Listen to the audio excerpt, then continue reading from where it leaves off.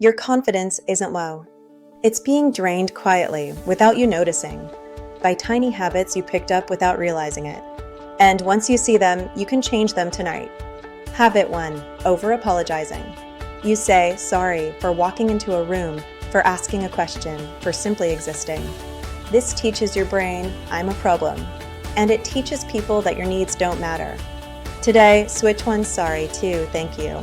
Thank you for waiting. Thank you for your patience. Habit 2. Over-explaining. You learned you must justify everything: what you wear, what you want, what you feel. This keeps you stuck in permission mode, always proving you deserve to exist. Today, make one choice with zero explanation. It will feel strange, but powerful. Habit 3. Accepting the bare minimum. You stay where you're tolerated, not valued. You take crumbs and call it connection. Not because you want to, but because you think that's all you can get. Tonight, raise your standard by just 10%. One clearer no, one small request. One step up instead of down. Confidence doesn't return by force.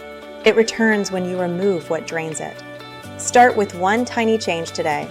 Your confidence will come back home.